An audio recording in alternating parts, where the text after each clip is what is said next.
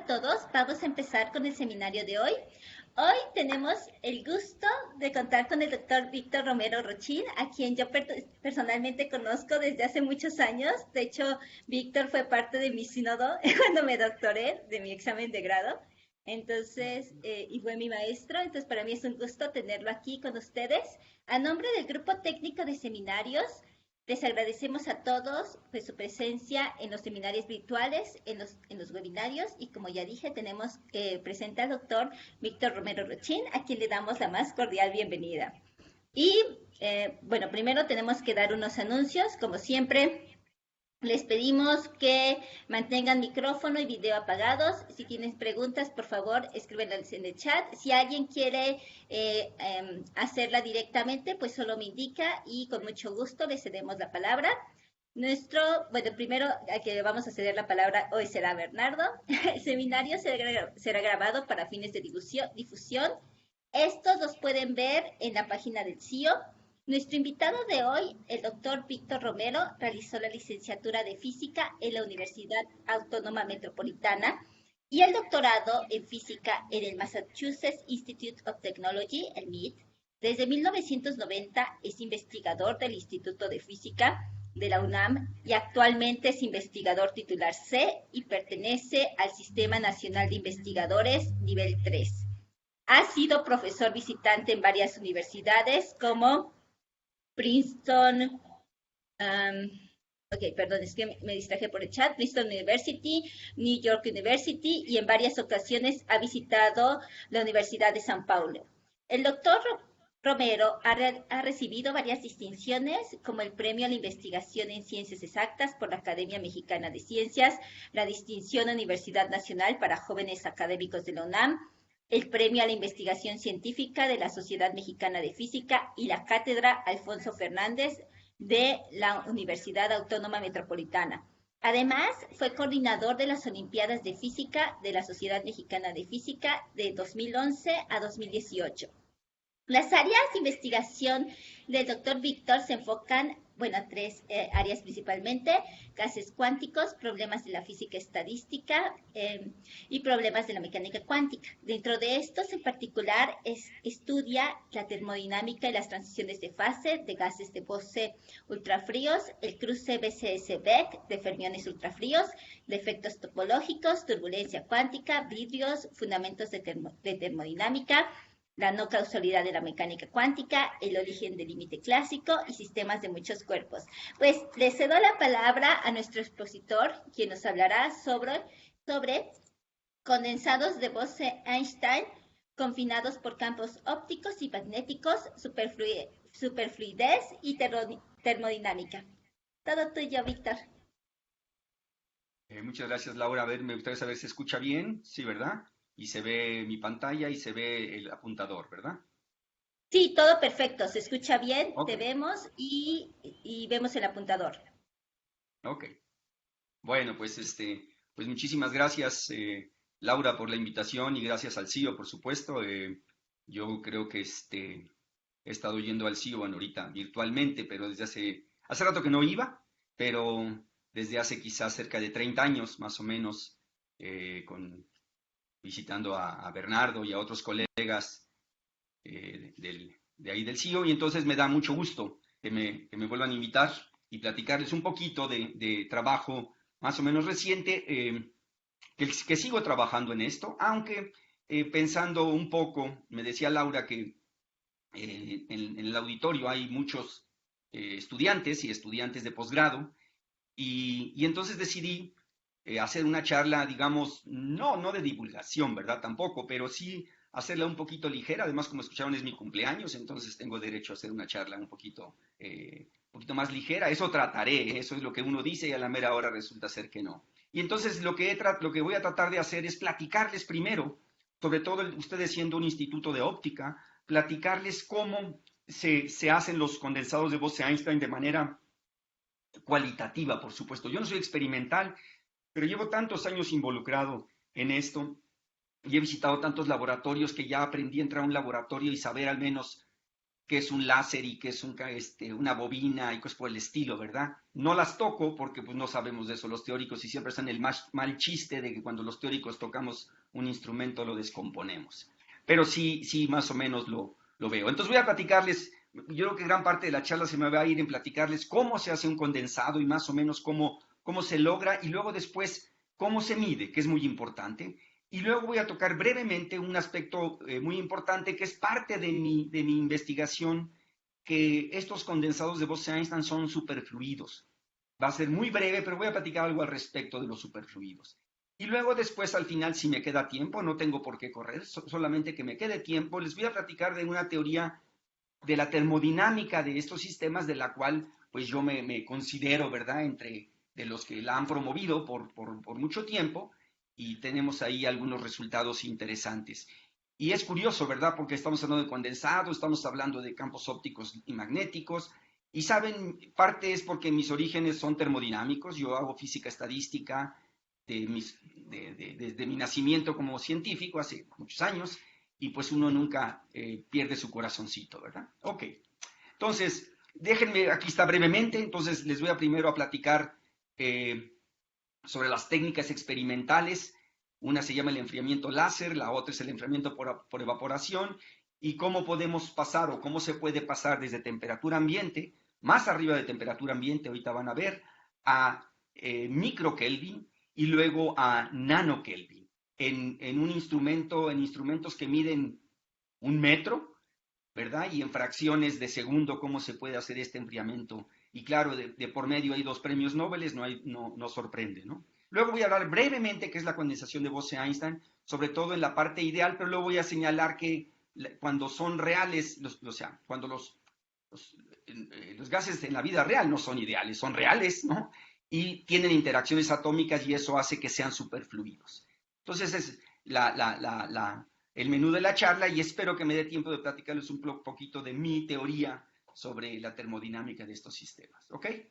Bueno, entonces, primero, rápidamente, como vamos a enfriar, la idea es luego qué queremos decir por temperatura y simplemente apelar a conocimientos muy básicos.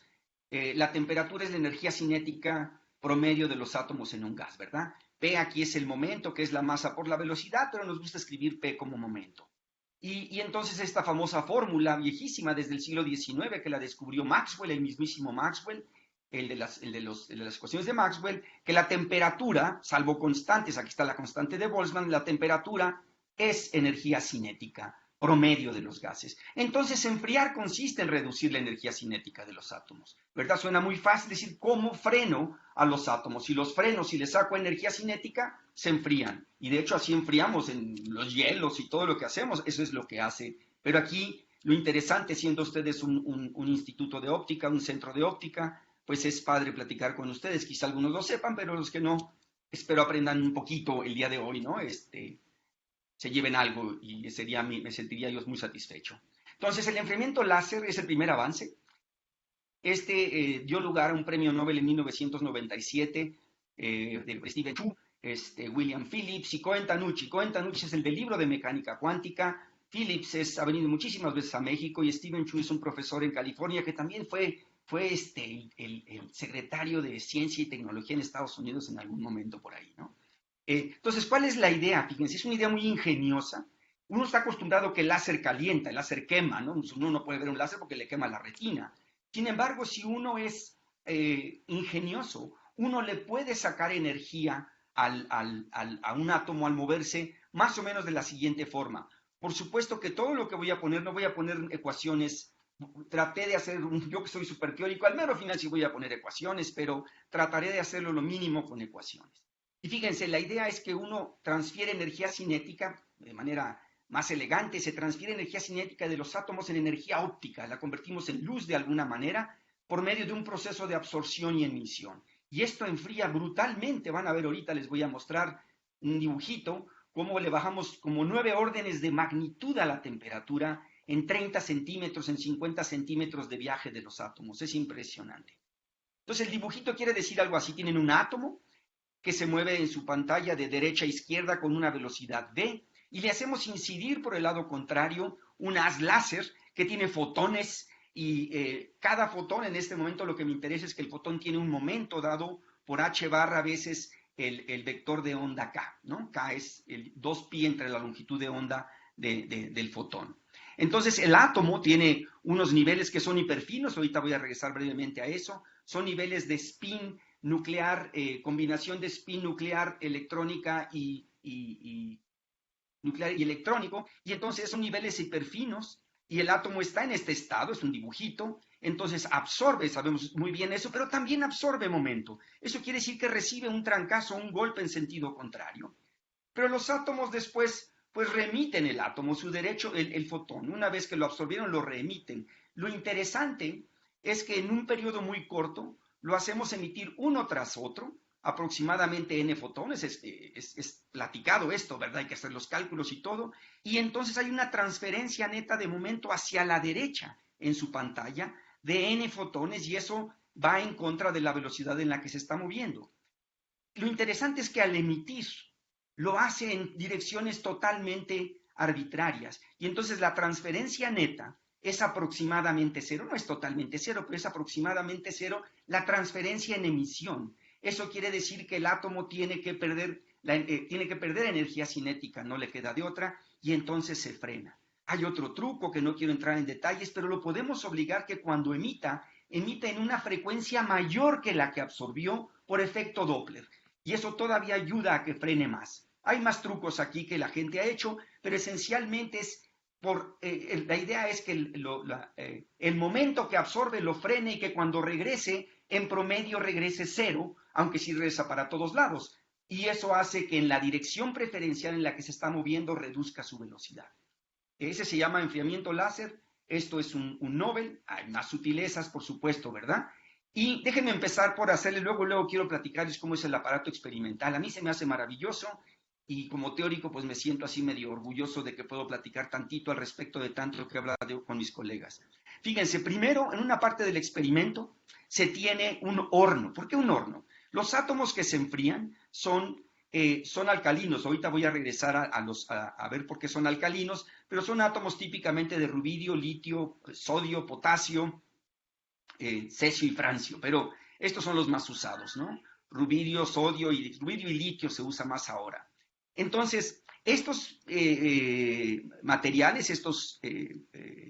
materiales son sólidos a temperatura ambiente, ¿no? Son medios metálicos, son unos metales suaves, no sé, cuando yo era niño en los laboratorios, cuando estaba en la secundaria, en la prepa, jugábamos con sodio. Ahora saben que todos son bien, todo es peligroso ahora. Cuando yo estaba en la secundaria y prepa, jugábamos con sodio, con ácido sulfúrico, con un montón de cosas, y nos quemábamos, y bueno, ahora nos meterían al bote si hacemos eso, ¿no? Entonces, se mete en un horno, curiosamente, se mete en un horno para derretirlo. Entonces, primero se derrite el material, el metal suavecito, son metales suaves, pero se derrite, y esto es un horno, y cerca de los 1000 grados para 700, 800 Kelvin por allí, para derretir esto. El sodio se derrite menos, pero por ejemplo el litio sí necesita como unos 700 Kelvin más o menos.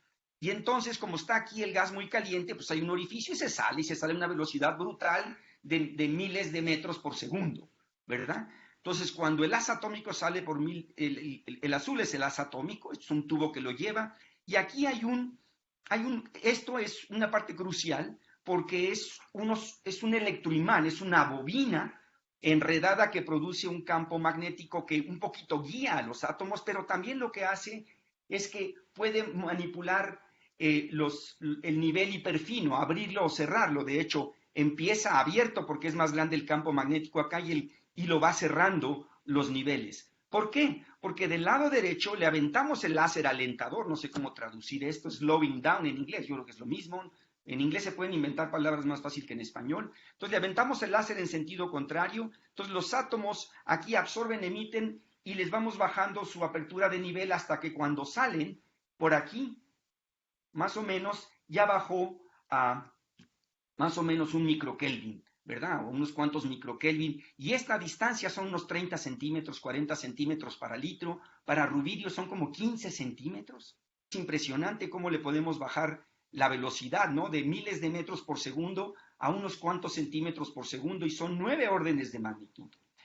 Luego aquí hay una parte que es irrelevante, pero yo este dibujito lo saqué, es viejo que yo lo tengo y lo rehice, por supuesto, pero después hay que hacer que el haz dé la vuelta, entonces también con luz o con un imán podemos hacer que dé la vuelta, ignórenlo un poquito, lo importante es que el haz da la vuelta y entra a lo que le llamamos la trampa, donde vamos a atrapar al átomo y a los átomos, y esto que está aquí le dicen la cámara de ciencia o la trampa, y esto está al ultra alto vacío, bueno, todo está al ultra alto vacío, pero aquí está el super ultra alto vacío, 10 a la menos 11 Thor, que es prácticamente nada, ¿verdad? Y luego, ya que está adentro, los átomos llegan y los atrapamos en el centro de la trampa, valga la redundancia, y hacen una nubecita atómica, ¿verdad? Sin embargo, ¿cómo los atrapamos? Es también parte muy ingeniosa. Y los podemos atrapar con electroimanes o los podemos atrapar con láseres confinantes. Ahorita vamos a platicar al respecto. Se hace pasar otro láser. Todo es láseres, ¿no? Entonces ustedes deben de adorar esto. En el CIO deben de estar felices de ver láseres, ¿no? Pues ese es la gran revolución. Por cierto, el láser nació no el mismo día, el mismo año que yo. Entonces es de mi edad el láser. Ya está viejito el láser, abusados. Y entonces la nube atómica se atrapa aquí y la nube atómica, déjenme decirles, aquí es un dibujote. En la vida real es más chiquito que lo que dibujé yo aquí. Es una nubecita de fracciones de milímetro, ¿sí? Unas cuantas micras cúbicas. Es como una décima de milímetro. Ahorita les voy a mostrar una foto. Unas décimas de milímetro, la nube. Se terminan atrapando, ahorita vamos a platicar también, del orden de 100,000 o menos de 100,000 átomos en la nubecita que está acá. Y cuando llega uno aquí, por un proceso muy ingenioso que se llama enfriamiento por evaporación, podemos lograr que baje a 10 a la menos 9 Kelvin. Yo veo un cuadrito aquí en mi pantalla, no sé si ustedes lo ven también. Aquí dice 10 a la menos 9 Kelvin y dice nube atómica. A mí me lo está tapando, no sé si ustedes también. Yo no sé qué ven ustedes. No, sí se ve, de hecho vemos todo, empieza a las 9 y nube atómica, sí lo vemos. Ok, perfecto. Yo no. Algo me estorba allí, no sé cómo quitarlo y no voy a moverle porque es peligroso. Vemos Ok, muy bien tu y presentación, entonces, Víctor. perfecto. Y entonces la forma en que atrapamos aquí, a mí me gusta llamarles botellas ópticas o magnéticas, y eso va a ser parte de la termodinámica final de los que le voy a dar. Ahorita estoy hablando de este estilo. Déjeme hacer un paréntesis para platicar por qué se utilizan estos átomos rápidamente. Fíjense, estos son los átomos alcalinos que se llaman, ¿verdad? Son los de la primera columna de la izquierda de la tabla periódica: litio, sodio, potasio, rubidio, cesio y francio. Y de hecho el hidrógeno lo podríamos poner aquí. ¿Y por qué se usan estos? Resulta ser que estos átomos son hidrogenoides, ¿no? Por eso les digo, el hidrógeno podría estar en esta lista, porque su último electrón, hay un electrón en la última capa, nada más un electrón. Todas las demás capas del átomo están cerradas, llenas de electrones. Y entonces eso hace que sean fáciles de entender, están súper bien, su espectroscopía está súper bien conocida y estudiada, y entonces la gente puede saber muy bien dónde están los niveles y qué láseres poner para manipular estas absorciones y emisiones. Por cierto, no lo dije, pero en los procesos anteriores, aquí puse 2 láseres, hay más láseres, y aquí hay como 3 procesos finales para enfriar. Yo lo voy a platicar nada más el proceso general, ¿no? Pero rápidamente, entonces son átomos hidrogenoides que tienen electrón al final, y les recuerdo que es un átomo de manera súper vulgar, tiene un núcleo con protones y neutrones y electrones. Y todos son fermiones con spin 1 medio. Los protones, los neutrones y los electrones, todos son fermiones de spin 1 medio. Y entonces resulta ser que si sumamos el número de neutrones más protones más electrones y nos da un número par, es un bosón. Pero si nos da un número impar, es un fermión, porque sumamos los espines, ¿verdad? Es la suma de todos los espines. Y si yo tengo un número par de 1 medio, pues me da un número entero, que es un bosón. El spin total es un entero, que es un bosón. Y si tengo un número impar, el spin total es un semientero, y eso me da un fermión. Y aquí tengo como ejemplito, ¿no? Les recuerdo, ¿verdad? Que lo que hace a un átomo, ¿quién es? Es el número de protones. Si ustedes le quitan un protón o le suben un protón, es otro átomo ya. Entonces, por ejemplo, el litio tiene 3 protones, por eso es litio, ¿no? Solo el litio tiene 3 protones, pero puede tener 3 neutrones o 4 neutrones, eso se llaman isótopos de litio. Y por supuesto, si el átomo es neutral, que típicamente todos los átomos son neutrales, no son iones, entonces el número de protones es igual al de electrones. Entonces, lo que lo hace que sean bosones y fermiones es el número de neutrones en el núcleo. Y entonces, por ejemplo, el litio, hay litio 6 y litio 7, y por eso hay mucho experimento ahora con litio, porque se pueden hacer experimentos con el mismo aparato, más o menos para los dos. El sodio es bosón típicamente, el potasio, hay potasio, fermión y bosón. Rubidio es el que más se usa para hacer, es el más noble para hacer experimentos de estos, el rubidio. Es un bosón. El cesio es el que se usa para los relojes atómicos. Y el francio es interesante porque el francio es un elemento muy pesado que ya tiene efectos relativistas, ¿no? Entonces hay un colega mexicano que trabajaba en Estados Unidos, en Francia, para estudiar aspectos de su espectroscopía con estas técnicas de enfriamiento, ¿no? Entonces es por eso que utilizamos estos átomos, bueno, decimos, yo hablo en primera persona, ¿va? Como si yo hiciera, yo nada más veo, pero yo hago un poquito de teoría. Ok. Y ahora sí que mostrar unas fotos de verdad, ¿no? Esto no tiene nada que ver con esto, ¿no? Esto es un chiste, así se ve en la vida real. Y fíjense, aquí está el alentador Zeeman, ¿no? Este que está aquí es esta parte, perdón. Esta parte es la que enfría los primeros 10 que los baja de 1000 Kelvin a 10 a la menos 6 Kelvin aproximadamente, es este instrumento que está acá. El horno está acá a mi izquierda de la pantalla, está fuera de foco. Aquí está la cámara esta que está aquí. Ah, no lo dije, perdón. A ver, déjenme regresarme tantito, una disculpa. Aquí puse unos electrimanes como unos imancitos, ¿verdad? Pero en la vida real la gente, en algunos experimentos sí hacían estas cosas, pero típicamente lo que hacen es poner bobinas afuera de manera ingeniosa. Entonces aquí, por ejemplo, no sé si alcancen a ver, aquí hay una bobinita y otra, aquí hay unas bobinotas, ¿no? Hay unas bobinotas aquí y unas bobinitas aquí, y aquí se ve el láser por todos lados, vacío, etcétera. Es bien difícil ver estas figuras. Estas son fotografías del laboratorio del Instituto de Física. Estamos muy orgullosos. Tenemos un laboratorio que se ha construido en los últimos 5 años bajo la supervisión de Jorge Semán y Freddy Jackson. Son los responsables de este laboratorio. Y siempre impresiona esto, ¿verdad? O sea, esto es donde ocurre el experimento, pero en una mesa contigua está toda la óptica, ¿no? El láser realmente, que los láseres importantes están aquí afuera y de aquí por espejito los meten a fibras ópticas, estos tubos azules, y los pasan a la otra mesa. Esto es increíble, ¿verdad? Y esta es una foto padrísima, ¿no? Esto en realidad no está súper frío todavía, esto es previo a lo ultrafrío. Y esto es lo que se llama una trampa magneto-óptica en este momento. Y ahí está la nubecita, es una nube grande relativamente esta. Ahorita van a ver que todavía se hace más chiquita para enfriarla más. Aquí está, esta nube debe de estar en los microkelvins. Esta es una de las ventanas que yo traté en mi dibujito de poner que estas eran las ventanas, ¿no? Por dentro entran los láseres y todo. Es un dibujo mal hecho. Y esta es una foto que se puede ver a ojo, es bien padre, ¿no? Cuando está esto, es una nubecita como de que será 1 milímetro, un poquito más grande, y se ve más grande por la luz que está emitiendo. Esto está en milikelvins. Y una observación, porque voy a regresar a eso, fíjense que no está contenida en una botella, está flotando en el aire, ¿va? Está flotando ahí no en el aire, perdón, en el ultra alto vacío, está flotando. ¿Y cómo está flotando ahí? Pues con campos magnéticos y ópticos, con láseres y con campos magnéticos que están aquí actuando. Y eso es lo que quisiera hablar ahora, cómo se confina esto se confina por medio de un campo óptico que puede ser un láser. El láser tiene, el átomo tiene un momento, la P ya no es el momento del movimiento, es el momento dipolar eléctrico.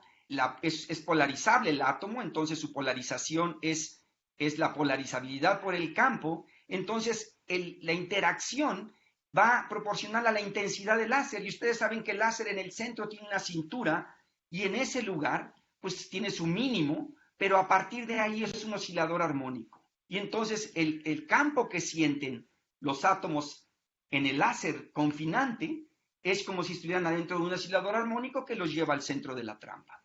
Y también se puede hacer con medios magnéticos, y aquí explotamos que el átomo tiene un spin, ya lo vimos, y entonces los spines se acoplan al campo magnético del imán. Este es el campo magnético del láser, este es el campo magnético de un electroimán, de una bobina. Y de nuevo, si se las ingenian con las bobinas, pueden hacer que tenga un mínimo en algún lado y a partir de ahí sea un oscilador armónico. Los físicos no podemos vivir sin el oscilador armónico, y una vez este nos salva, es fabuloso. Entonces, en el fondo de la trampa es un oscilador armónico, y voy a regresar a eso más al ratito. Entonces, nada más para terminar, aquí está el aparato, y ahora viene la siguiente parte del aparato.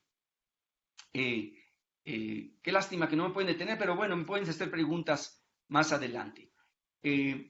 Entonces, al final, los imancitos o el láser que está aquí, o los dos, crean un potencial, una fuerza armónica. Cada átomo es como si fuera un oscilador. Siente a esta fuerza externa que lo está jalando hacia el centro y por eso se queda en el centro de la nubecita. Pero eso está al ultra alto vacío. Lo que queremos es medirle su temperatura, cuántos átomos hay y medirle lo que podamos a estos sistemas. Entonces, ¿cómo se mide? ¿Y cómo se mide? Ah, no, perdón. Me faltó decir que hay que enfriar. Todavía no cómo se mide. Todavía no lo hemos enfriado a 10 a la menos 9. Una disculpa. Me regreso tantito. Sí, porque no hemos enfriado todavía hasta 10 a la menos 9, que es lo que logra el condensado de Bose-Einstein y es otro premio Nobel que se dio en el 2001. El experimento se hizo en 95 y se lo dieron a Eric Cornell, Carl Weinman y Wolfgang Ketterle, los tres en Estados Unidos. Fíjense, entonces había dicho que es un potencial armónico, entonces es un dibujito, por supuesto, es un potencial armónico y los átomos están distribuidos adentro dependiendo de los niveles que haya en el oscilador armónico. Y entonces a una cierta temperatura pues llenan una buena cantidad de niveles. Sin embargo, yo tengo la manija de que le puedo bajar la intensidad al láser o puedo bajarle la intensidad al campo magnético y hay otros trucos también. Y la idea es que bajemos el potencial desde afuera y entonces los átomos que están arriba se salgan de la trampa. ¿Y qué ocurre? Decimos que se evaporan.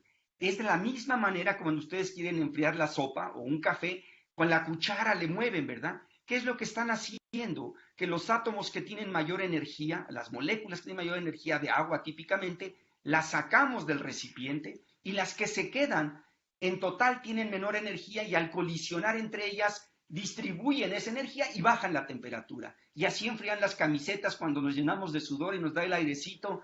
Ese se llama enfriamiento por evaporación. Y aquí es la misma idea. La idea es bajar la trampa, que se salgan unos átomos y los que se quedan irremediablemente por colisiones se enfrían. Esto vale un premio Nobel, ¿no? Es increíble. Esto lo hizo, el primero que lo hizo, que yo sepa, es Eric Cornell, ¿no?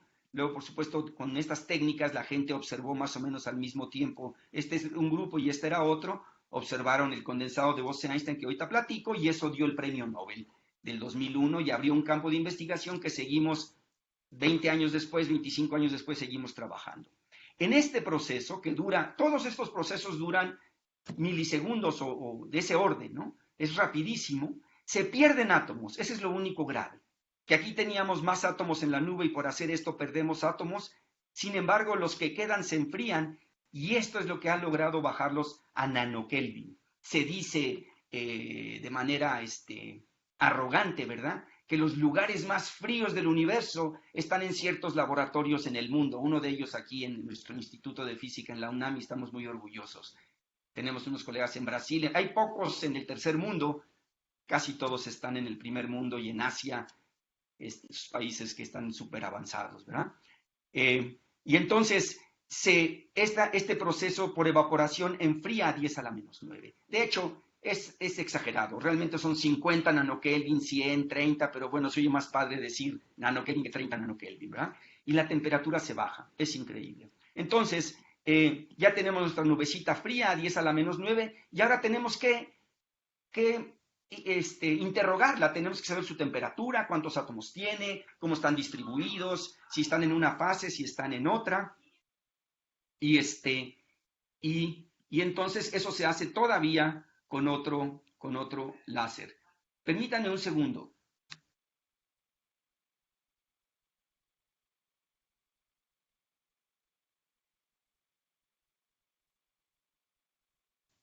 Bueno, ya, es que había ruido en mi casa, entonces tengo un hijo de 13 años, el día de hoy no fue a la escuela porque es junta de los profesores y entonces está jugando y hace un poquito de ruido. Bueno, vale, ¿no? En confianza.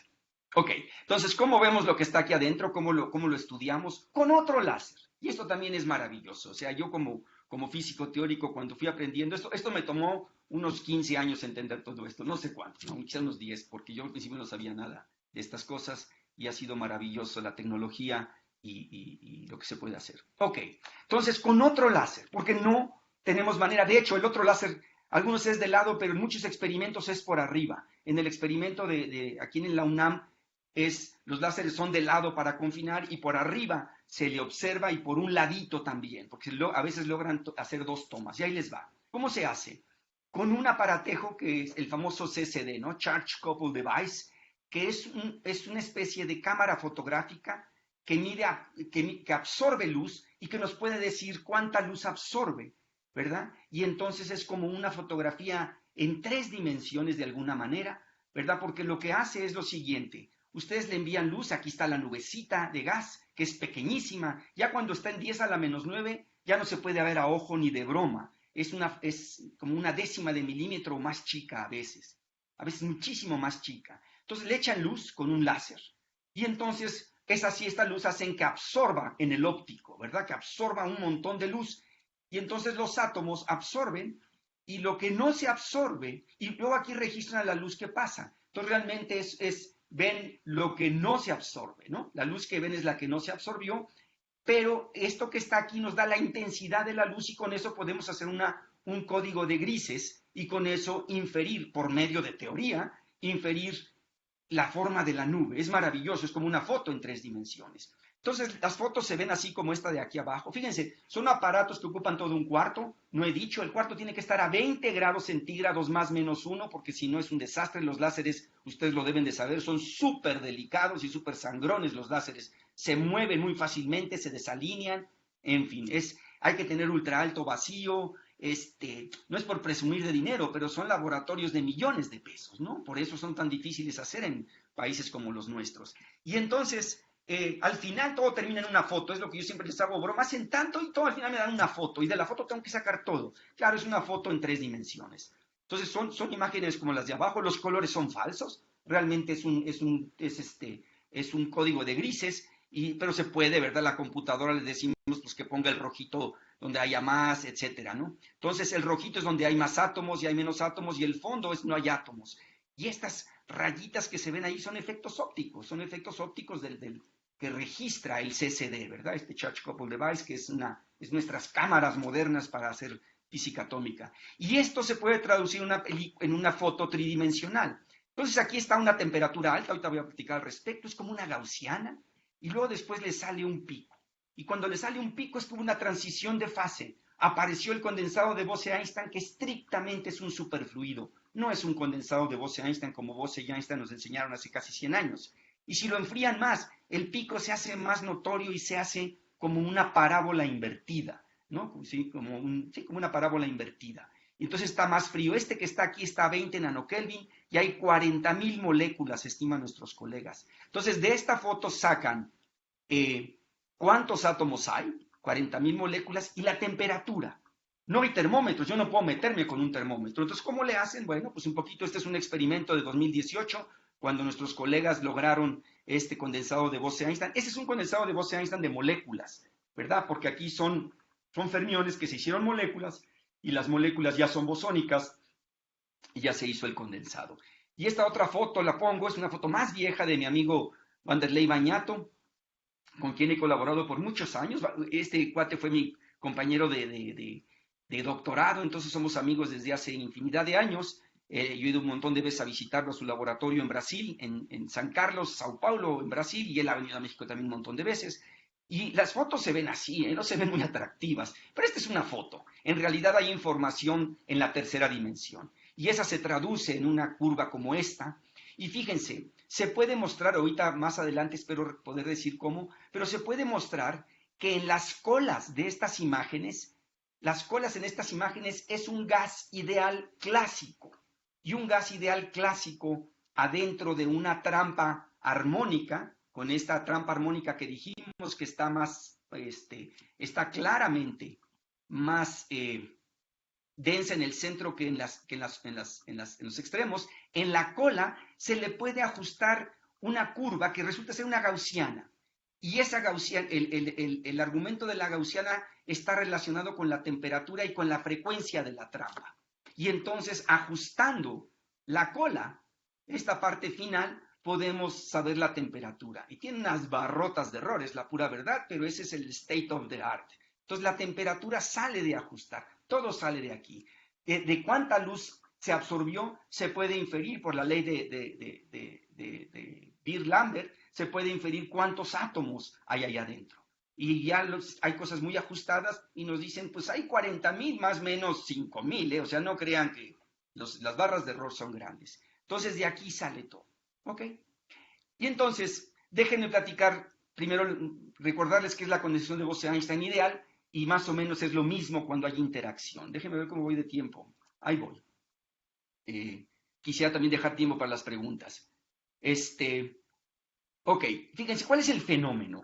El fenómeno es un fenómeno muy interesante que Einstein descubrió, no Bose. Bose encontró lo que ahora llamamos la distribución de Bose y él la hizo para explicar la distribución de Planck, ¿verdad? Porque los fotones son bosones. Entonces, realmente la deducción que hizo Bose fue para deducir cómo era la distribución de Planck, que son bosones. Y como le mandó el artículo a Einstein y Einstein se lo publicó, no se lo querían publicar a Bose. Además, Bose era hindú, pues ya se pueden imaginar los prejuicios, hay que decirlo abiertamente, no pasa nada.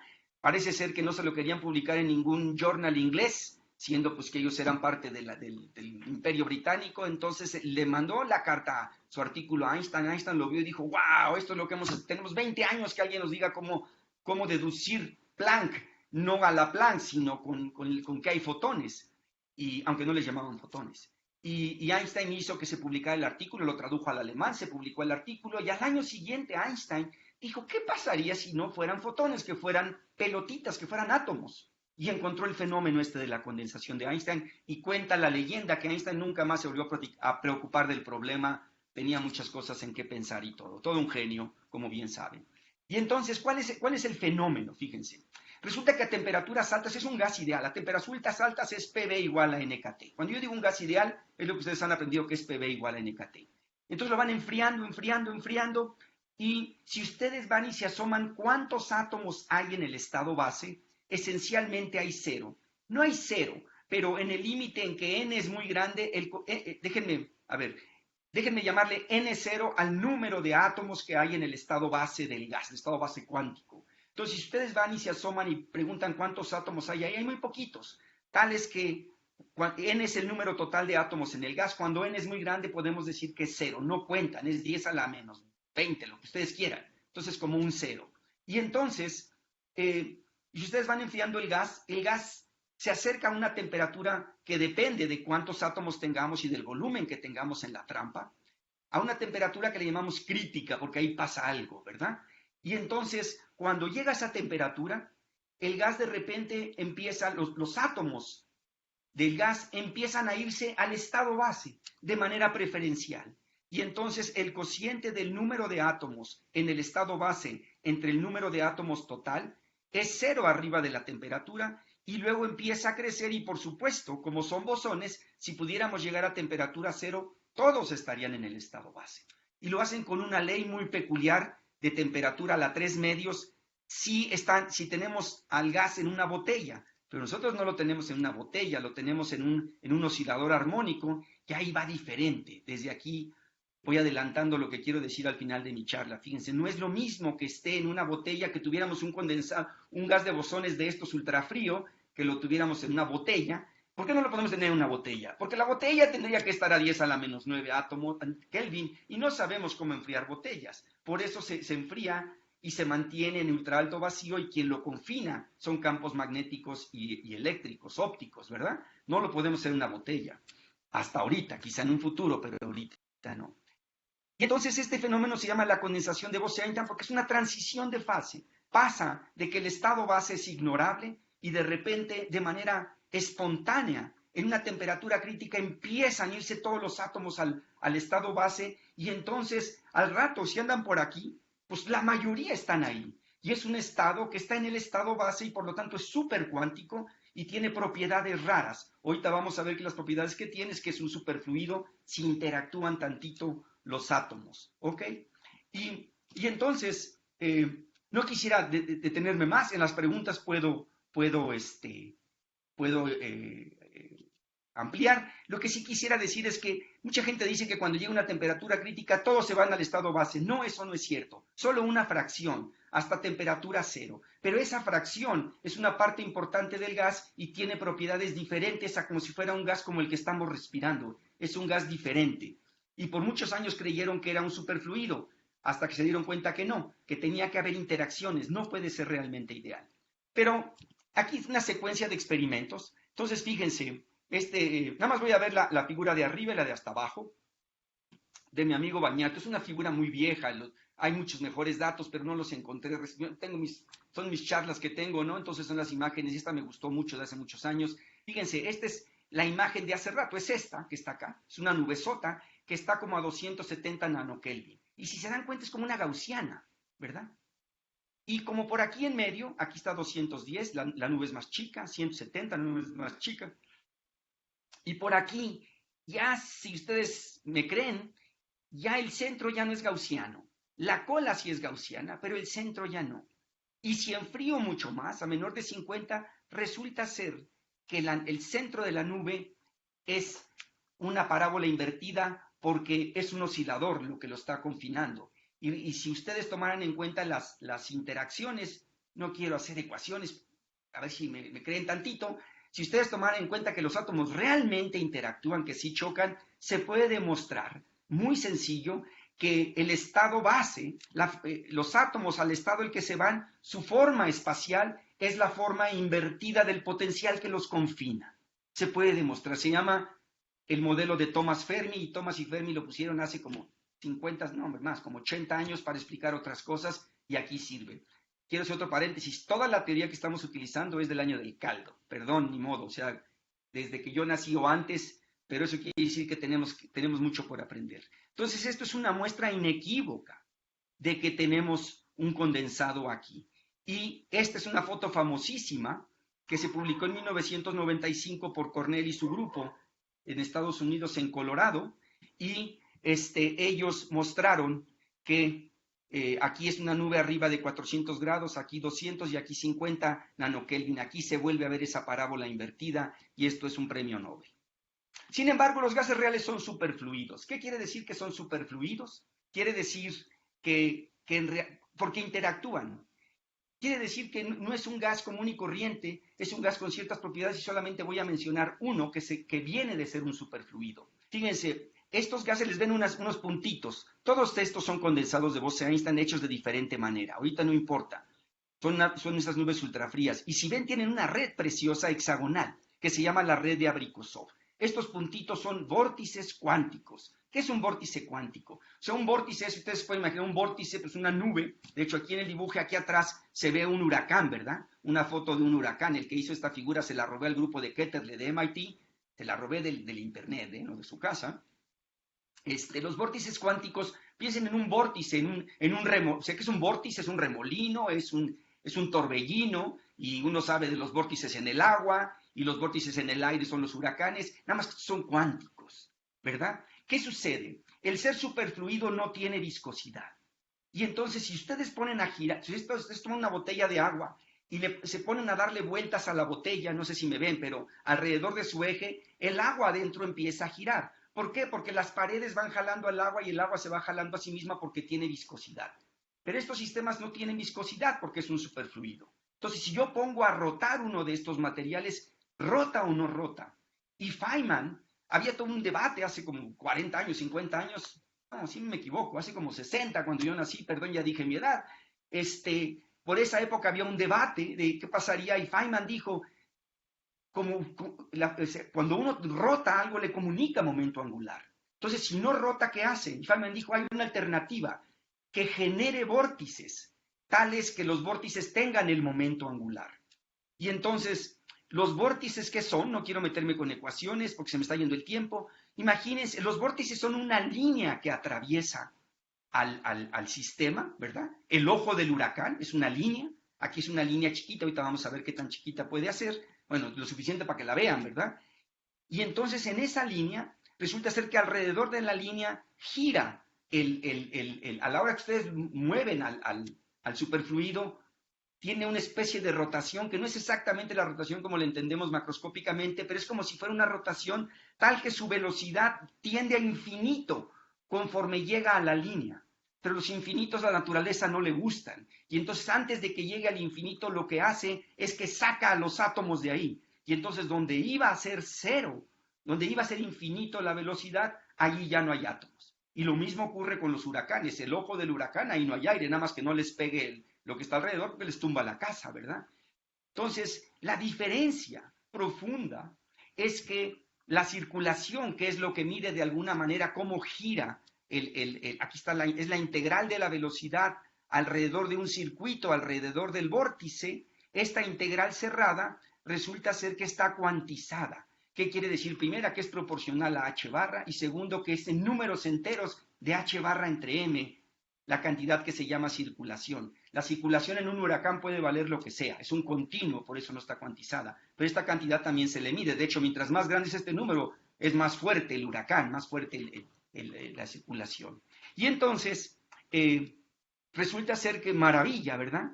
Otra vez, con un láser, otro láser, y de manera ingeniosa le pegan una patada al condensado, el condensado empieza a rotar y le aparecen los puntitos a esta red. Esto lo había predicho ya un señor Abrikosov, que ganó el Nobel en el 90 y tantos, él lo predijo para superconductores, porque los superconductores son superfluidos con electrones, estos son superfluidos de átomos. Y entonces se forma esta red preciosa que es la red de Abrikosov, que es una red hexagonal perfecta, triangular, perdón, ¿sí? Es una red triangular perfecta y se puede predecir el tamaño de la red sabiendo la velocidad angular que tiene, en fin, la teoría es increíble. Esto lo hizo Abrikosov en los 40, durante la Segunda Guerra Mundial, pero Landau, que era su jefe, le dijo, no, son tonterías, no publiques eso. Y luego cuando Abrikosov escuchó que Feynman estaba hablando de vórtices, se lo llevó de nuevo a Landau, y Landau le dijo, públicalo, porque sí es cierto, ¿no? Son esas historias, estoy exagerando la historia, pero un poquito. Y nada más menciono, no tengo tiempo, pero si un día me invitan, les puedo dar una plática más técnica. De ahí una ecuación relativamente sencilla, que es una especie de ecuación de Schrödinger con un término no lineal, que predice estos puntitos. No es tan difícil predecir esto realmente. Y uno lo puede meter a la computadora y voilà, aparecen la red. Yo la vez que lo vi no daba crédito, ¿no? Que una ecuacioncita, bueno, no una ecuacioncita, una ecuacionzota, con términos no lineales, laplacianos, bla, bla, bla, pero predice exactamente esto. Y entonces una demostración inequívoca que tenemos un superfluido, ¿ok? Entonces, no sé cuánto tiempo me quede. Laura, no sé si tengo 5 minutos más. Quiero platicarles brevemente de la termodinámica, por qué me interesó a mí la termodinámica y un poquito, a ver si puedo conectarlo con lo de los superfluidos, que es en lo que estoy trabajando actualmente. Fíjense, lo más interesante que quiero señalarles, este descubrimiento, entre comillas, lo hice yo dando clases en un curso de física estadística hace unos 20 años más o menos, cuando esto empezaba a ponerse de moda y me llamó mucho la atención y se convirtió en un tema de investigación, el cual todavía sigo muy entusiasmado haciendo, aunque confieso me han hecho poco caso en el mundo, ni modo, así es esto, ¿verdad? Pero no me desaliento. Fíjense, los gases ultrafríos están, como bien les dije, están confinados por trampas ópticas o magnéticas. No están en una botella, ¿sí? Entonces, por eso son no uniformes, o sea, son más densos en el centro y menos densos afuera. Decimos que la nube atómica es inhomogénea. Entonces, la termo es diferente que la del libro de texto. Yo estaba dando física estadística y entonces dije, caray, ¿dónde está el volumen? Y me puse a hacer un ejercicio para los estudiantes. Les dije, a ver, miren, ahora se hacen experimentos, pero en un oscilador armónico en vez de en una botella, y que me doy cuenta que no había volumen, que no había paredes, entonces no había volumen. ¿Y qué sucede? Sucede, déjenme ver que... déjenme rápidamente, no se intimiden por tanta ecuación, por favor, no era mi intención, pero esto es lo que aprendemos en todos los libros de texto, ¿verdad? Tenemos una botella preciosa como esta con CO2 ahí adentro, no es cierto, es una botella que me encontré en internet y yo le puse CO2 ahí, se ve bonita, ¿no? Entonces tenemos un gas atrapado ahí con una botella que no lo deja salir y decimos, nos dicen tenemos N átomos en un volumen B y tiene temperatura T, ¿verdad? Y entonces los átomos que están aquí adentro, las moléculas de CO2, no sienten a las paredes excepto hasta que chocan con ellas. Adentro chocan entre las moléculas, pero las paredes no saben que están ahí, sino hasta que chocan con ellas. Sin embargo, la presencia de las paredes son lo que le da el volumen al gas y es lo que da las propiedades termodinámicas. O sea, que juegan un papel crucial el confinamiento. Y entonces la termo nos dice, no sé, que que tan avanzados están ustedes en esto, pero no importa. Hay ciertas cantidades que les llamamos potenciales termodinámicos que si los conociéramos, conocemos toda la termo, ¿no? Entonces la física estadística se encarga de darnos formulazos para calcular la energía libre de Helmholtz, por ejemplo, y si la derivamos, la energía libre de Helmholtz depende de N, de átomos, volumen y temperatura, y si las derivamos nos da la entropía, nos da el potencial químico, pero yo quiero hacer énfasis en que nos da la presión. Y entonces nos da la presión, y no solamente eso, uno puede demostrar que el fluido tiene que ser homogéneo, no puede tener inhomogeneidades en equilibrio termodinámico.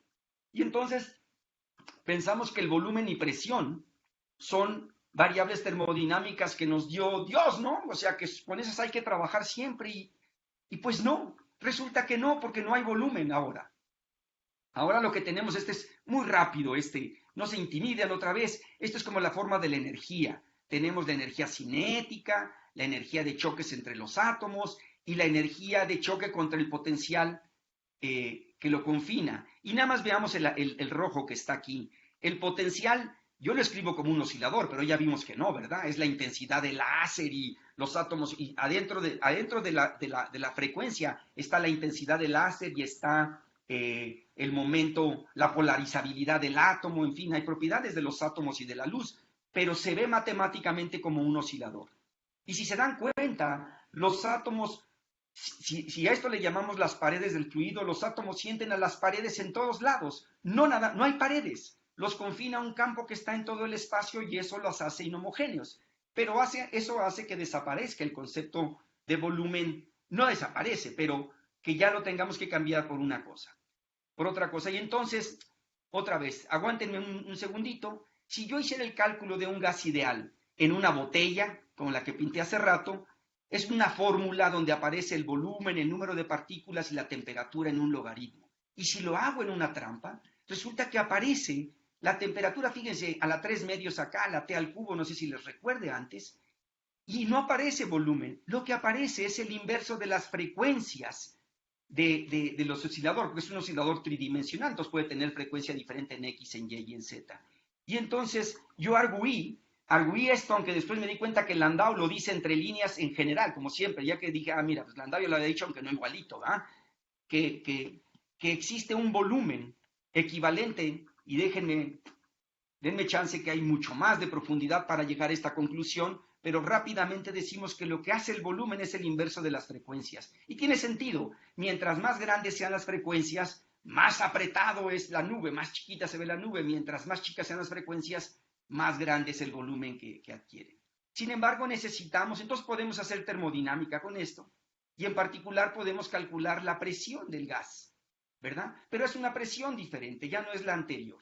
Y podemos calcular la ecuación de estado, podemos tener PV igual a NKT, pero ahora a través de esta fórmula.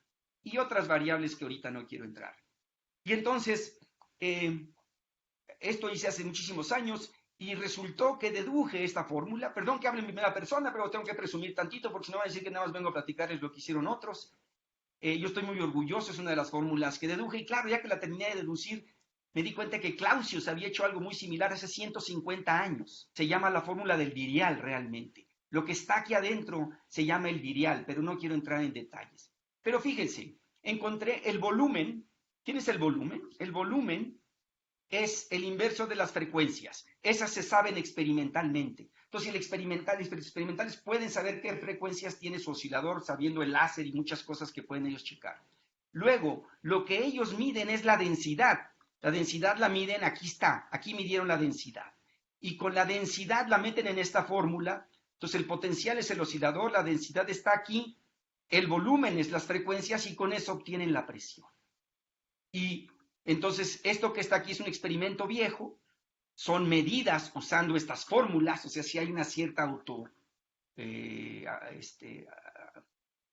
las fórmulas no son totalmente independientes, autoconsistentes, quise decir. Entonces, no me acuerdo si los puntitos son el experimento y los puntos negros el cálculo, pero no importa. Resulta ser que usando estas fórmulas y midiendo, pues mis compañeros encontraron, digamos, los puntitos rojos y nosotros, usando una teoría de Hartree-Fock, ahorita eso no importa, pudimos predecir un ρ de R lo metimos a la fórmula y ese es el ajuste. Y como esto tenemos un montón de ajustes eh, y entonces podemos encontrar la ecuación de estado, ¿ok? Y si conocemos la ecuación de estado, podemos estudiar termodinámicamente si es un superfluido o no. Podemos estudiar propiedades críticas del sistema y es en lo que estoy trabajando ahora, en lo que he trabajado en los últimos años. Quisiera detenerme aquí para dejar 10 minutos, no avasallarlos con más fórmulas y hablando de conceptos que a lo mejor algunos sí los tengan, pero todos no. Simplemente déjenme insistir que esto nos abre la posibilidad de, midiendo una foto y con unas fórmulas por acá, saber la termodinámica de este sistema. Y uno puede hablar de pongo una figura más nada más, de su diagrama de fases, ¿verdad? Nos encanta saber estas cosas porque hay transiciones críticas, de aquí para acá es crítica, de aquí para acá es crítica, aquí está el superfluido, aquí está el gas, el líquido, y esto es algo fascinante y podría tener también potenciales aplicaciones, pero yo ahorita no estoy pensando en esas, ¿no? Estoy pensando como teórico, como alguien que hace física básica, ¿no?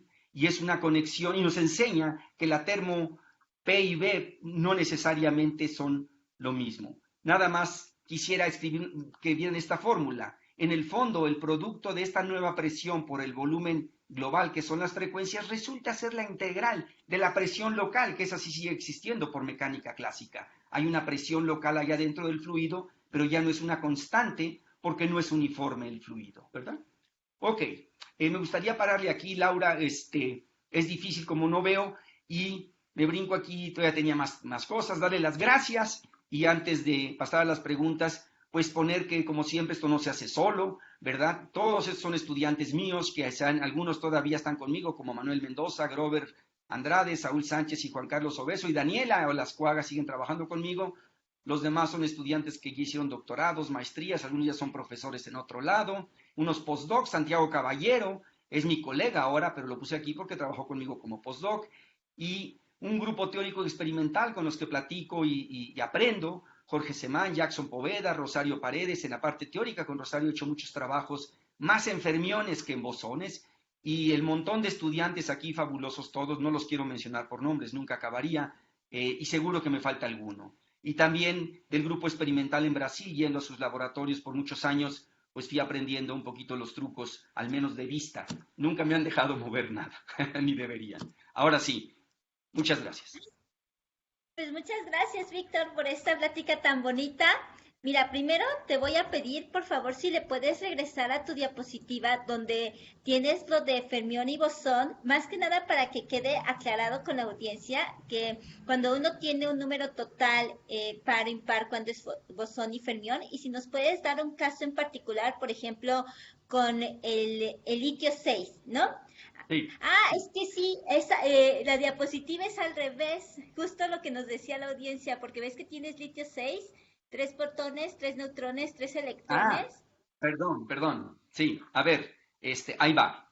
Esta es una notación, se nota claramente que no son químicos. No, no, Lo no, cual, pero ves que tienes 3 protones, 3 neutrones, 3 electrones, bosón y es fermión, porque litio 6 es perdón, fermión. que me equivoqué. Ah, qué vergüenza. Y Qué la vergüenza, audiencia, es al bueno, revés. Ya. sí, Una disculpa. Eh, qué pena, qué pena. No, entonces sí saben química. Ya me di cuenta que sí saben sí, de química. hecho Es que era lo yo que hago la quería. broma, yo hago la broma que en la Facultad de Ciencias de la UNAM, yo estudié en la UAM, entonces por eso puedo criticarlos. En la UAM sí llevábamos química, llevamos un año de química. Y entonces pues aprende una cosita, es un montón que le sirven a lo largo de la vida. En la Facultad de Ciencias, en la carrera de Física, y me gusta fastidiarlos, no llevan ningún curso de química en toda la carrera de Física. Entonces, cuando uno les pone una letra de estas, no saben qué es. Es una broma. No, una equivocación total. Este es fermión y este es bosón. Sí, totalmente al revés. 4, 3 y 3, 6 y 4, 10. 10 por un medio, pues me da 5, es un entero. Entonces este es bosón, una disculpa, y este es fermión. Les confieso que esta fue la última transparencia que hice hoy en la mañana, porque ya tenía yo preparada mi charla desde ayer y dije, me falta una transparencia para platicarles tantito. Entonces la hice como una hora antes de la charla. No es disculpa, pero sí es cierto. Dije, les voy a platicar tantito de estas cosas. Sí, Y nada más para aclarar, para que recuerden, ¿verdad? El numerito que está acá es como la masa atómica. Realmente ponen la masa atómica, pero como los protones y neutrones tienen casi la misma masa atómica, 1, en unidades de masa atómica, de masa del protón, pues ponemos 6, ¿verdad? Pero realmente el numerito que aparece acá es la masa y entonces aquí pues hay 6 nucleones y aquí hay 7. Gracias por la observación y una disculpa. Muchas gracias, Laura. Bueno, fue gracias a la audiencia que alguien nos puso eso, Ah, entonces, y uy, qué lo pena, puse en qué el chat. vergüenza. Tenemos Bueno, una otra disculpa. pregunta. Ok. Bueno, eso nota que estaban poniendo mucha atención. Claro, por supuesto, eso veo, me agrada. Laura, dijiste que me ibas a dar a mí primero la voz. Ah, sí, cierto, perdón, Sí, Fernando. sigue en pie Sí, eso. Eduardo. Claro que sí, por favor. Muy bien, gracias. Víctor, excelente charla como de costumbre. Muchas gracias. Primero, hiciste favor titánico al explicar que el fabuloso vacilador armónico es fuente de conocimiento profundo en la física Sí. y decir que históricamente fue el primero en tratar de entender esto fue Hooke con su ley de los resortes, ¿no? Entonces, Así es. casi que este es verdaderamente conocimiento ancestral de la humanidad, cabe mencionar, ¿verdad? Sí.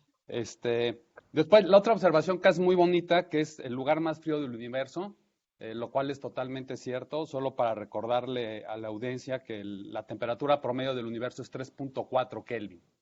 Ujú. Bueno, eso en cuanto a comentarios. La otra pregunta que te tengo ya un poco más seria es esta cuestión, si yo resolviera las ecuaciones de Navier-Stokes y quiero entender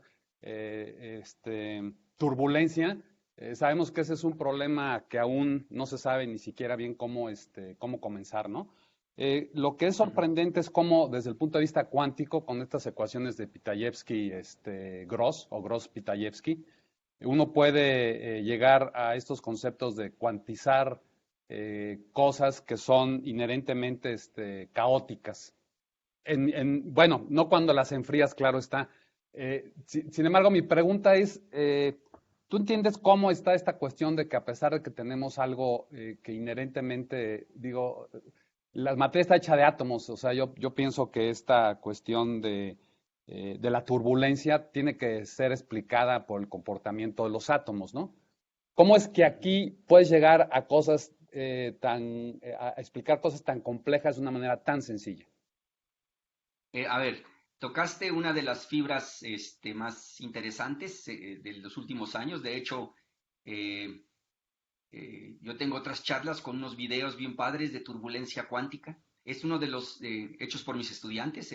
Ahí sí tengo que decir hechos por ellos. En CUDA, por cierto, hago un paréntesis. Todos tienen que saber CUDA, todos, todos, todos. Cualquier persona menor de 40 años, voy a decir, tiene que saber CUDA. Los que somos más grandes de 40 ya no, porque es como tratar de aprender alemán, pero todos deben de aprender a hacer cálculo en CUDA porque en una computadora de escritorio con el mismo, o con GPUs, con los mismos procesadores con los que hacen videojuegos, ahora se hacen cálculos. Entonces todos están obligados a aprenderlo, por favor. Así como aprenden Excel y aprenden un montón de cosas, ahora tienen que saber eso. Entonces, nosotros resolvimos la ecuación de Gross-Pitayevsky para ver turbulencia cuántica, que es uno de los temas más candentes ahorita. O sea, tiene como unos 10 años porque no es obvio, o sea, es obvio cómo hacer turbulencia en un fluido clásico. Con las ecuaciones de Navier-Stokes no sabemos cómo resolverlo, pero sí cómo hacerlo en el laboratorio. Ahí es facilísimo, ¿no? En cambio, hacer turbulencia en estos fluidos, no, es bien difícil. Sin embargo, se cree que si tú tienes muchos vórtices de estos. Fíjate, estos se pueden generar de dos maneras. O sea, imagínate que le das vuelta a la nube y la nube se genera los vórtices. Y luego imagínate que la pudieras detener de alguna manera. Los vórtices tienen momento angular y entonces se enredarían entre ellos y generarían un estado muy, muy, como un espagueti de vórtices. Y la gente cree que eso es la turbulencia cuántica. El día de hoy hay un debate de qué es la turbulencia cuántica. Si es difícil en el caso clásico, aquí todavía más. Y cosa curiosa, la ecuación de Gross-Pitayevsky te da un poquito de ver cosas como algo que se ve como turbulencia. Es decir, que generas vórtices y luego los sueltas y esos vórtices se enredan. Yo tengo unos videos, qué lástima que no los tengo preparados, pero se los podría mostrar ahorita unos videos. Están en YouTube, los pueden buscar ahí, pongan vórtices cuánticos, Instituto de Física o mi nombre. Tenemos unos videos allí en YouTube sobre esto que hicimos hace algunos años. Y lo que sucede, yo lo digo de la misma manera que la ecuación de Navier-Stokes. Una respuesta muy sencilla a una pregunta tan difícil como me acabas de hacer, pero el feeling que uno tiene es que las ecuaciones de Navier-Stokes tienen una no linealidad esencial, ¿no? Es por eso que son tan ricas las ecuaciones de Navier-Stokes, porque tienen el término de convección en las velocidades, que es un término no lineal, y ese le da toda la riqueza. Gross-Pitayevsky, a pesar de que es una ecuación diferencial, pero es no lineal. Tiene un término no lineal y una vez que tienes no linealidades, pues puedes sacar muchísimas cosas. No puedo decir más. Yo diría que está la no linealidad, ahí está. Y me sirve para hacer otro anuncio para los jóvenes. El día de hoy no sabemos resolver ecuaciones no lineales. No sabemos. Las resolvemos y cuando resolvemos no sabemos si la solución es única, si a veces estamos viendo cosas espurias. Es bien peligroso porque no tenemos teoremas, no tenemos cálculo de cosas no lineales. Para cosas lineales tenemos el álgebra lineal y los eigenvalores y bla, bla, bla. Pero para cosas no lineales estamos en pañales. O sea, está muy lejos, hay mucho que hacer todavía, ¿no? Quiero comunicarle también eso a los jóvenes, ¿no? No es una buena respuesta, la mejor, Bernardo, pero por ahí va, yo creo. Bueno, muy bien, muchas gracias. Felicidades por tu cumpleaños. Gracias. No te escuchas, Laura. Laura, no te escuchas. Sí, se me olvidó que había apagado el micrófono. ¿Te podemos robar unos minutos para Los que responder quieran, un par de los que gusten. preguntas? Muchas Estoy gracias. en mi casa, así que no hay problema. Dice, muchas gracias por la interesante charla y feliz cumpleaños. Pregunta, ¿el estado de coherencia del condensado puede dar lugar a una especie de interferencia entre dos condensados? ¿Esto se ha hecho Por, y si su- es así, se le ha encontrado alguna aplicación? por supuesto que sí, qué excelente pregunta. Fueron de las primeras cosas que hizo. A ver, déjenme decirles, esta foto que está aquí, se las robé a Ketterle. De los que ganaron el premio Nobel, el que se quedó con este campo, en el buen sentido de la palabra, los otros se fueron a hacer cosas un poquito diferentes, pero el que se hizo el dueño del campo, este señor alemán, Ketterle, que trabaja en el MIT, en Estados Unidos. De hecho, Laura mencionó que yo estuve allí, yo estuve en el laboratorio, mi amigo Bañato estuvo en el laboratorio donde se hizo por primera vez, se enfriaron átomos a microkelvin. De hecho, él los enfrió en su experimento. Y luego llegó Ketterle años después como postdoc y tomó los experimentos de mi colega brasileño. Yo andaba de estudiante por allí. De hecho, yo hago la broma de que Cornell era un estudiante flaquito ahí que andaba, que yo lo veía, yo no lo conocía. De haber sabido me le pego y a lo mejor me saco algo con él, ¿verdad? Y en ese laboratorio hicieron todo. Llegó este señor Ketterle, muy bueno alemán, tomó todo el conocimiento que tenía como de 10 años en ese laboratorio y él logró hacer un montón de cosas con los condensados y lo sigue haciendo. Es alguien súper admirable por la comunidad, ¿no? Yo le he oído muchas charlas, excelente, expositor además. Entonces, todas estas figuras son de él, ¿eh? Estas de crear estos vórtices. Y él muy pronto dijeron, efectivamente, aquí lo puse, ¿no? El condensado tiene una función de onda. De hecho, es función de onda de superfluido estrictamente, pero podemos llamarle del condensado. La gente le llama la función de onda del condensado. Todos los átomos están en una sola función de onda macroscópica que podemos ver.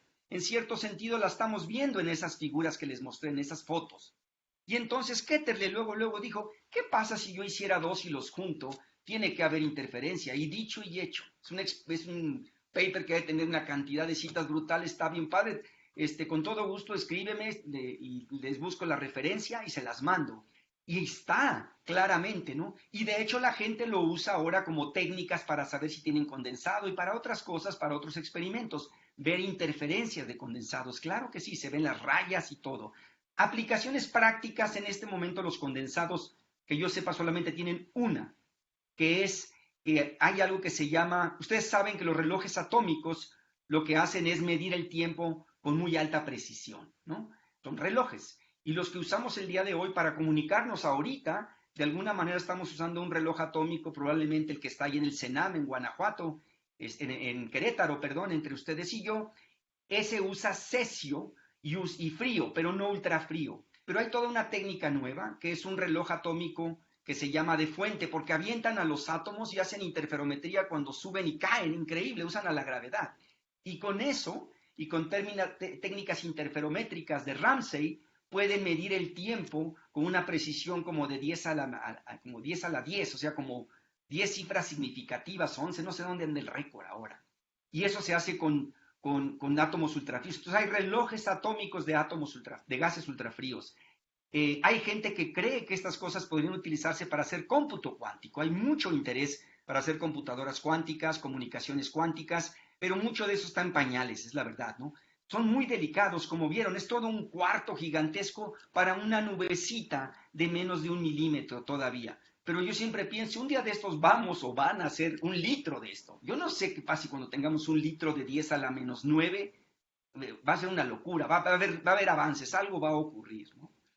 Entonces no sé si eso conteste un poquito, pero sí, la interferencia, por supuesto, demostrada experimentalmente. Otra pregunta es, eh, este volumen, eh, este volumen que es el inverso de las frecuencias, ¿sería considerado como una propiedad intensiva? No, buenísima pregunta, excelente. Es extensiva. Ese es el punto. A ver, nada más brevemente, fíjense.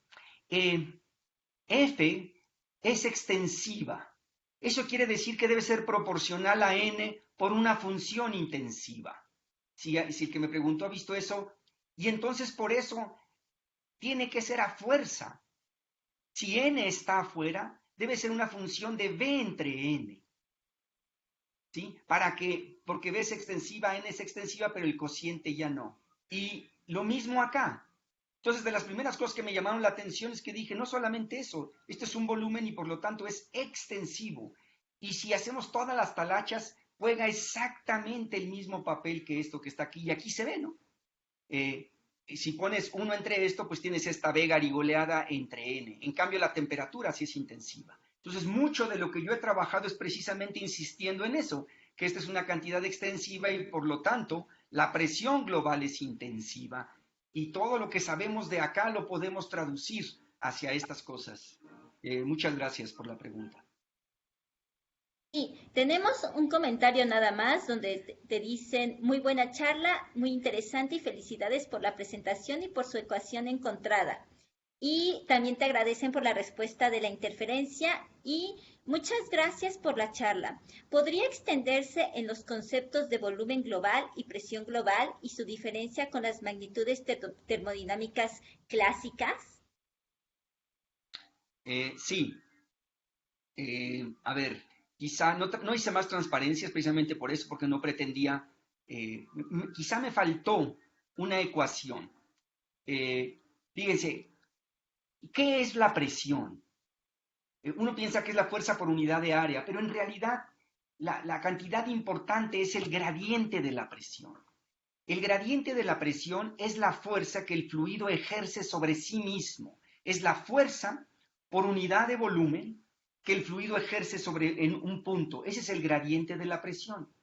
Y entonces, la ley de Pascal, que la usamos para los gatos hidráulicos, para un montón de cosas, me dice que como no hay una fuerza externa con quien, o sea, a ver, no terminé. El gradiente de la presión es menos el gradiente de la presión, es la fuerza que el fluido ejerce con respecto a sí mismo. Sin embargo, ¿contra qué la ejercería? Pues contra una fuerza externa.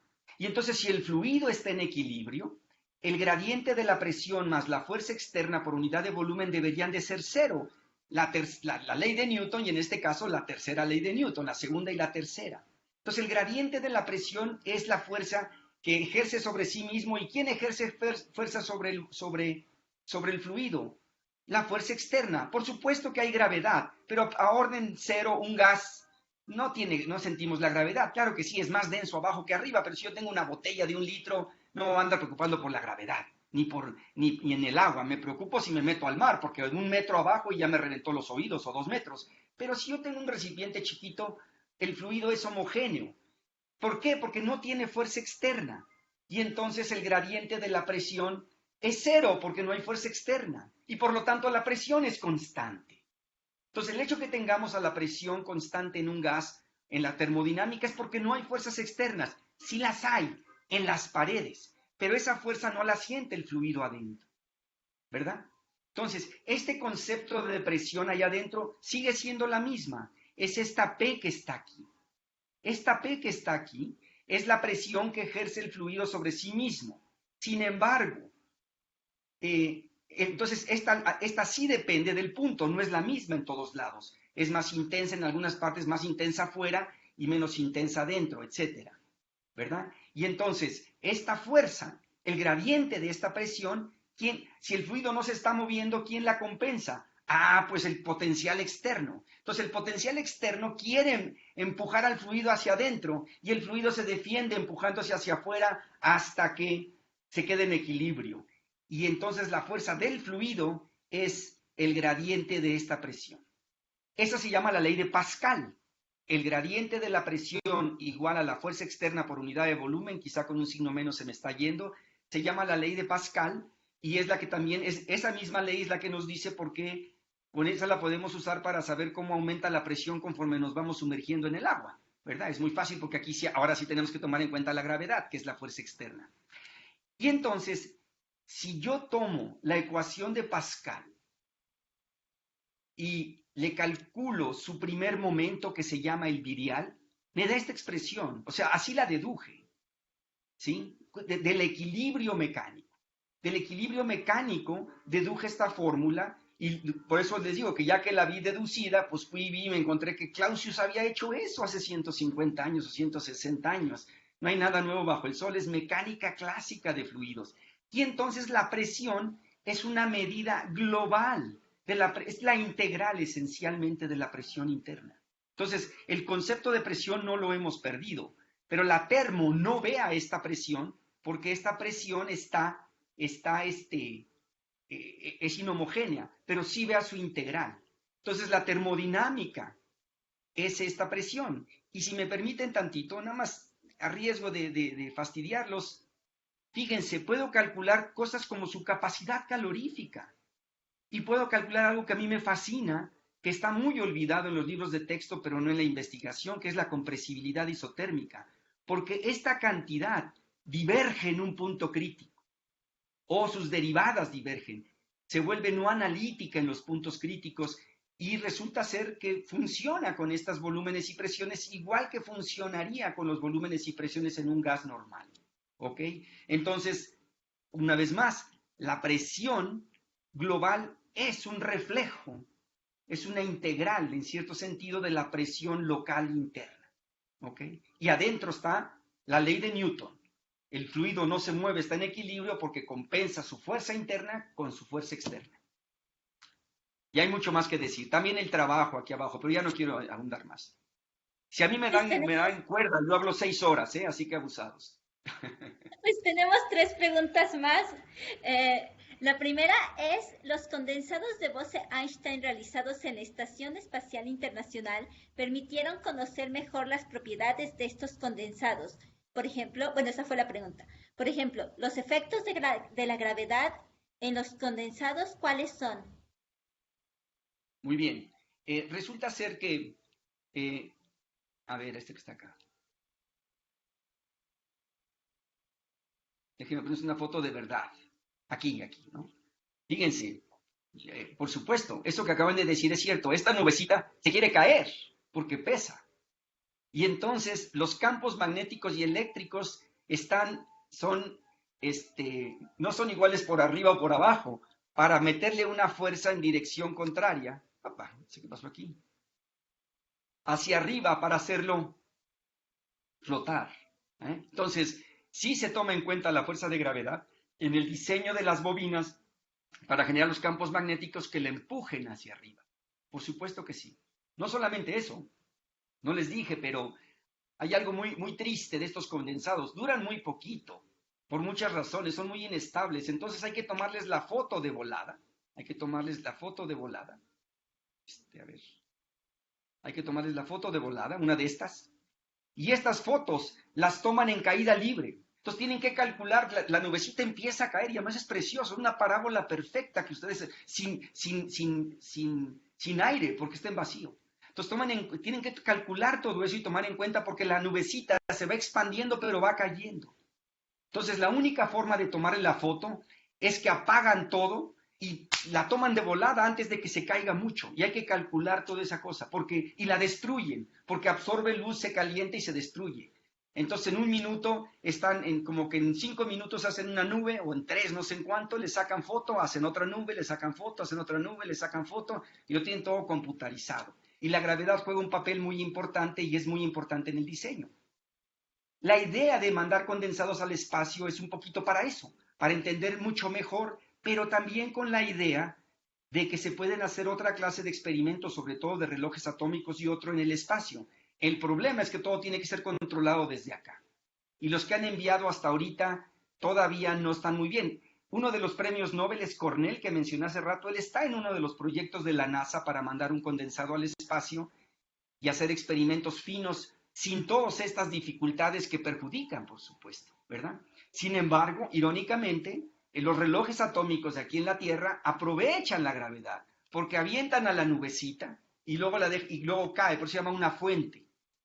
Y entonces en la subida y bajada le toman fotos y hacen interferencia y con eso pueden medir el tiempo. No tengo los detalles, no podría decir más. Pero sí, la gravedad juega un papel muy importante y está tomada en cuenta.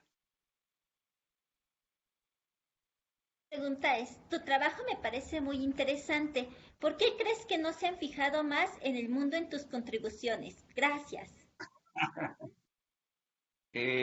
Buena pregunta. A ver, hay dos respuestas. Bueno, mi amigo Vanderlei Bañato, él sí se ha fijado porque él es mi amigo desde hace 40 años. De hecho, nos conocimos hace 38 años para ser precisos. Nos conocimos desde entonces, estudiamos juntos el doctorado y nos llevamos, se ha unido a México, yo voy. Y de hecho con él tengo un montón de articulitos y él ha explotado en varios artículos de esto en los que yo no soy coautor, no tengo que ser coautor de todo lo que él hace. Y él sí ha estado promoviendo esta termodinámica global. Sin embargo, yo creo que hay dos razones principales por las que quizá no nos han hecho caso. La primera yo creo que es técnica, de verdad, y es que no hemos logrado tener un resultado, más allá de que ayuda a describir un resultado espectacular, un resultado que la gente nos voltea a ver. ¿Por qué? Aquí viene parte de la segunda pregunta, y se vale decirlo, no estoy de chillón, pero trabajar en el tercer mundo, con donde estamos nosotros, pues por más que nos digan que no es cierto, sí es cierto. Hay una cosa que se llama un prejuicio, y un prejuicio humano y un prejuicio profesional. ¿Por qué? Porque la gente está interesada en sus problemas, y entonces están interesados en sus cosas que están haciendo, y a veces uno hace colaboraciones con ellos y uno los ayuda a entender cosas y trabaja con ellos en general. Pero ellos son los que van haciendo los descubrimientos y entonces ellos tienen sus líneas de investigación. Entonces viene aquí un cuate de fuera y les dices, oigan, cambien lo que estén haciendo y pónganse a hacer esto que yo creo que está interesante. Y dicen, a ver, danos algo espectacular de lo que estás diciendo para que valga la pena. Y quizá nos ha faltado un resultado espectacular para que nos volteen a ver. Entonces es muy difícil llamar la atención desde nuestro mundo, ¿verdad? Sobre todo un trabajo totalmente teórico, a un lugar donde ellos están llenos de problemas. No es que no tengan nada que hacer, les sobran los problemas, ¿no? Entonces es una cosa complicada y sí hay un poquito de prejuicio, no digo discriminación, yo digo que es naturaleza humana. A ver, no seamos mala onda, pero si ustedes vienen y les dicen ahorita que la vacuna del COVID la hicieron en Alemania, digamos, claro, sí me la pongo, ¿no? Pero si les dijeran que se hizo en Timbuktu, dirían, ¿de verdad sabrán hacer vacunas en Timbuktu? No, no, ahorita los cubanos están haciendo una y nadie se la va a querer poner, ¿no? Yo, si yo me voy a poner la que me den, o sea, yo no voy a andar con problemas. Es un poquito naturaleza humana, hay que ir rompiendo, y eso se llama no tener una tradición científica nacional. Tenemos un solo laboratorio que se tardó 5 años y apenas está dando sus primeros frutos. En Estados Unidos, ¿cuántos laboratorios creen que ha de haber de estos? ¿Unos 20? Y además ellos lo inventaron. En Alemania hay como 10 laboratorios, en Japón, no sé, en China debe haber 30 laboratorios de estos. O sea, estamos compitiendo con Sansón a las patadas, pues poco a poquito, ¿no? Pero confieso, si yo tuviera un resultado espectacular, que yo predijera algo, ¿no? Así, pues a lo mejor sí me voltean a ver. Y esto es más bien como una herramienta para ayudar a pensar de estos problemas de una manera alternativa. Entonces, quizá es una combinación de todos estos factores, ¿no?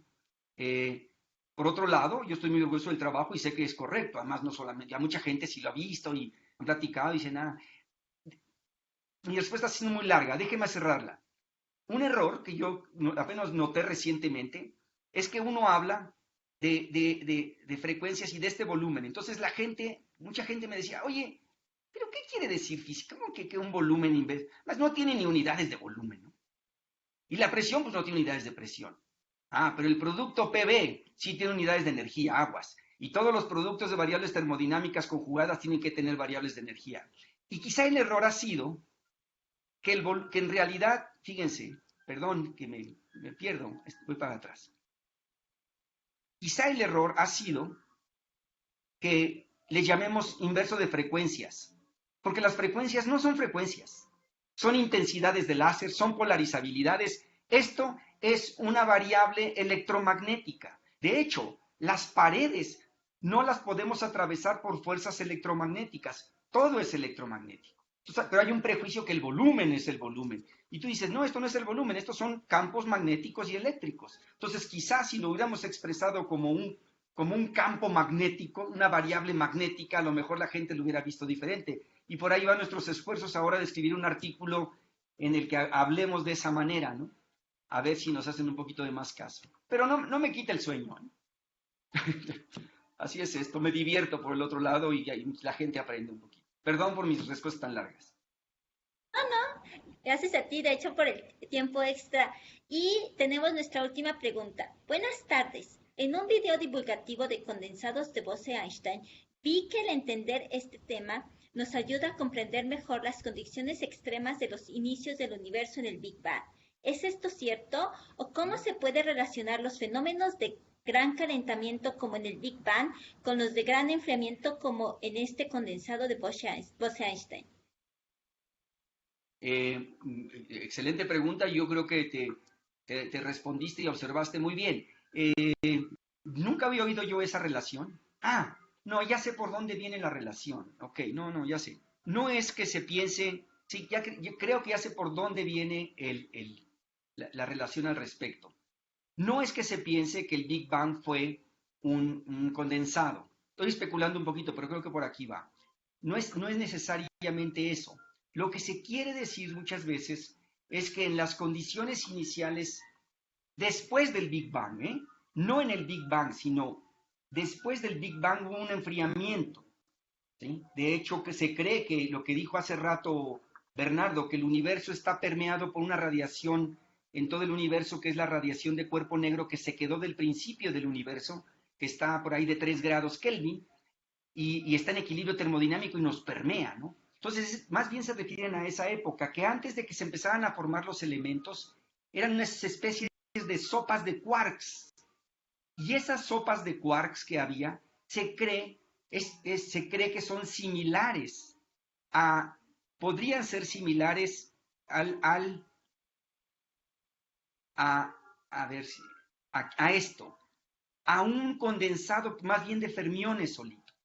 Esto no es un condensado de Bose-Einstein, no lo he dicho. Esto se llama el estado de Bardeen, Cooper y Schrieffer, el mismo estado que explica la superconductividad. BCS, así le decimos, Bardeen, Cooper y Schrieffer hicieron esta teoría de fermiones, pero de electrones, para explicar la superconductividad. La superconductividad es un superfluido cargado, ¿verdad?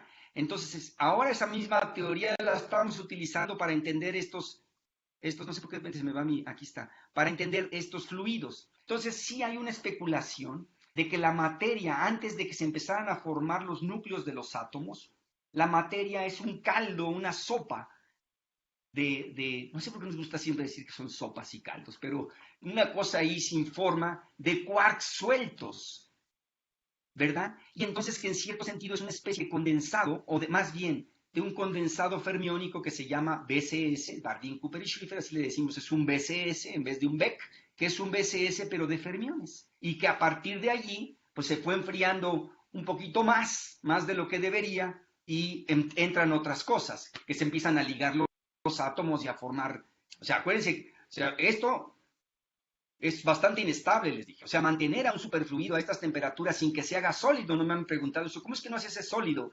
Es porque está súper separados los átomos. La densidad de la nube es súper baja, bajísima. Pero si le damos chances, se empiezan a pegar los átomos muchas veces, ¿eh? Y se hacen moléculas y ¡pum! Se deshace el condensado. Entran otros factores. Entonces, por ahí debe de ir, que es más bien el tipo de caldo o de sopa que había, que estaban las condiciones para que los quarks fueran una especie de BCS de fermiones. Eso es lo que yo he escuchado. Sí, pues les agradecemos a todos. Ya no tenemos más preguntas y Víctor, pues te agradecemos mucho Ok. que nos hayas dado pues más tiempo del que te había pedido y pues muchísimas gracias por la plática. Te vamos a hacer llegar una constancia que les damos a todos nuestros invitados Gracias. y pues te agradecemos mucho. Yo personalmente te agradezco la plática tan bonita. Y pues en el futuro esperemos contar con Jorge, que va a venir tal vez en septiembre, bueno, cuando él nos indique, entonces, y pues hay más invitados del Instituto de Física en estos temas, pues que podríamos invitar, ¿no? Muchísimas gracias. Por supuesto.